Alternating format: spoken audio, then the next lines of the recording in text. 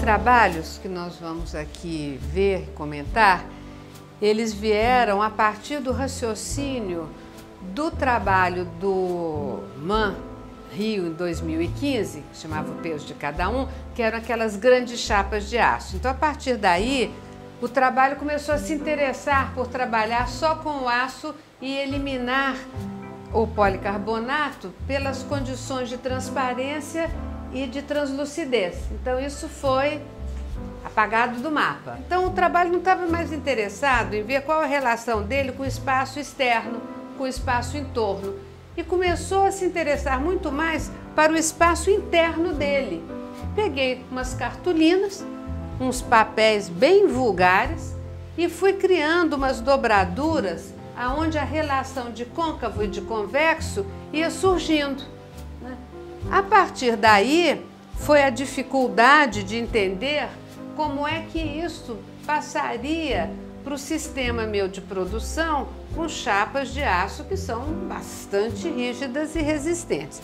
Então, eu passei primeiro a relação de côncavo e convexo para um outro material intermediário, que em geral eu não gosto dele, mas ele me foi útil, que é o alumínio, e fazendo este segundo momento do trabalho, eu pude compreender melhor as marcações que eu vou podendo fazer, que vão facilitar a execução do trabalho nas calandras manuais, que me permitem curvar e torcer as chapas de aço.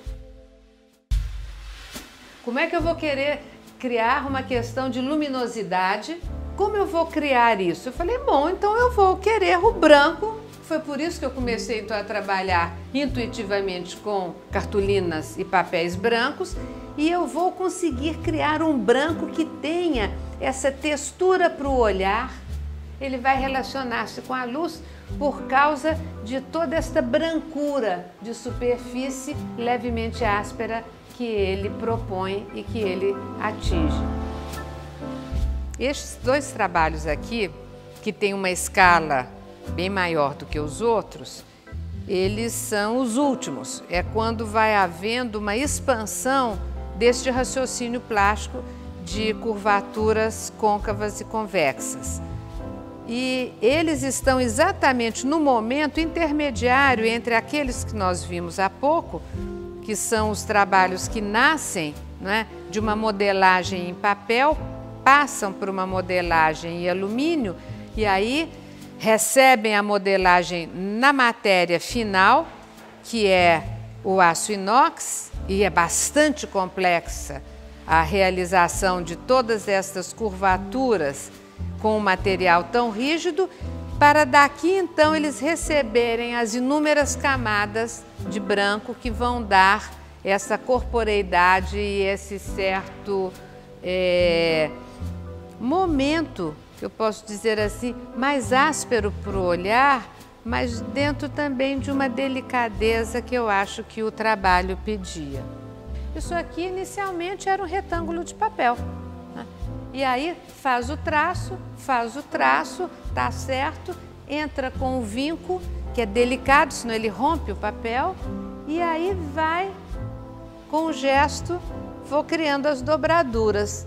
A dobradura sendo criada aqui, aí o que ocorre? Eu quero que ela exista, mas que ela conjugue a sua curvatura com a outra parte do trabalho.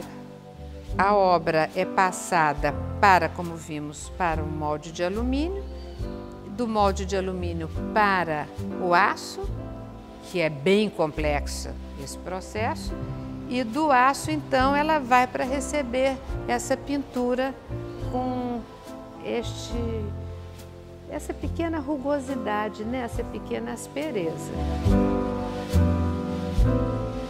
Uns momentos, então, aí é outra instância, a oval ela é recortada do corpo do retângulo, como aqui. E aí essa oval ela é retorcida, presa por um pontinho só, e esse aqui ela ainda, de quebra, ainda ganha uma oval reta, que não é parte inicial do retângulo, é um dos pouquíssimos elementos que entram extra do corpo do retângulo inicial do papel. A impregnação inicial do raciocínio é arquitetônico, mesmo quando elas começaram a se fechar sobre si mesmas, né?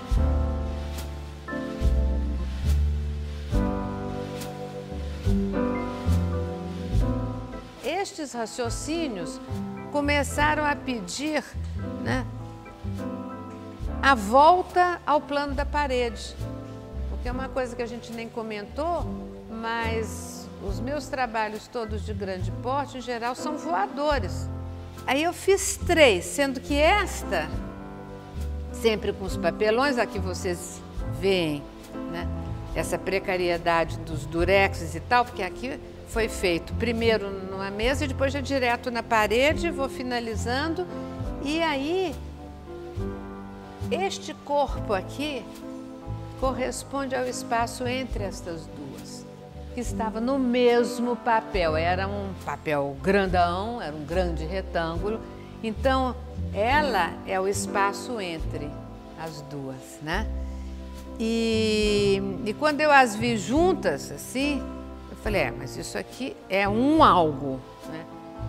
Aí eu achei que elas me lembram as Demoiselles d'Avignon.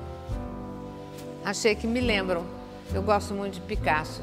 Estou sempre nos títulos tentando referir. Elas são as Demoiselles d'Avignon e suas almas, porque é aquele fiapo de existência que existe em cada corporeidade. Se elas ficassem assim, jamais você poderia chamá-las de Demoiselles d'Avignon e suas almas, porque aqui tem uma densidade corpórea, matérica, né, com uma fisicalidade que isso daqui desmente.